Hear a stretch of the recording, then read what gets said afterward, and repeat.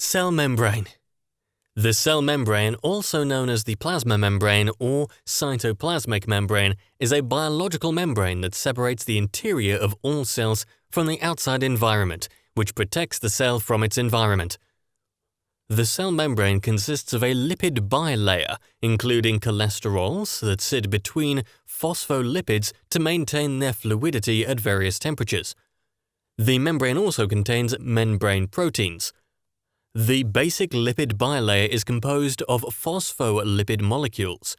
Each end of each phospholipid molecule is soluble in water, that is, it is hydrophilic. The other end is soluble only in fats, that is, it is hydrophobic. The phosphate end of the phospholipid is hydrophilic, and the fatty acid portion is hydrophobic. Because the hydrophobic portions of the phospholipid molecules are repelled by water but are mutually attracted to one another, they have a natural tendency to attach to one another in the middle of the membrane. The hydrophilic phosphate portions then constitute the two surfaces of the complete cell membrane, in contact with intracellular water on the inside of the membrane and extracellular water on the outside surface. The lipid layer in the middle of the membrane is impermeable to the usual water-soluble substances, such as ions, glucose, and urea. Conversely, fat-soluble substances such as oxygen, carbon dioxide, and alcohol can penetrate this portion of the membrane with ease. A membrane protein is a protein molecule that is attached to or associated with the membrane of a cell or an organelle.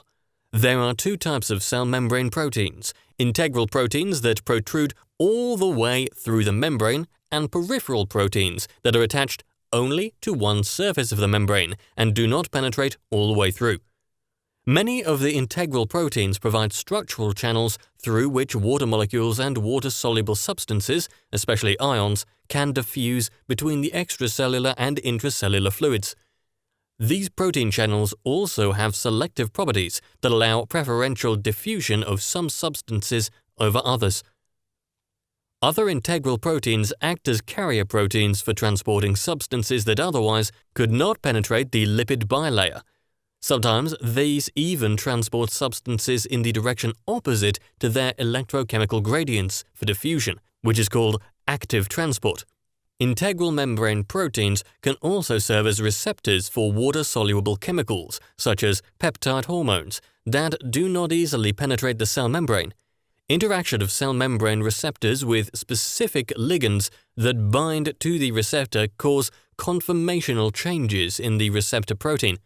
This, in turn, enzymatically activates the intracellular part of the protein or induces interactions between the receptor and proteins in the cytoplasm that act as second messengers, thereby relaying the signal from the extracellular part of the receptor to the interior of the cell.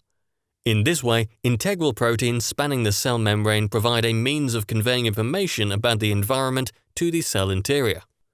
Membrane carbohydrates occur almost invariably in combination with proteins or lipids in the form of glycoproteins or glycolipids.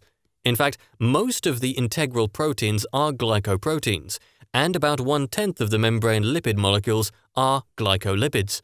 The glyco portion of these molecules almost invariably protrude from the outside of the cell, dangling outward from the cell surface. Do not forget to like the video and subscribe to our YouTube channel.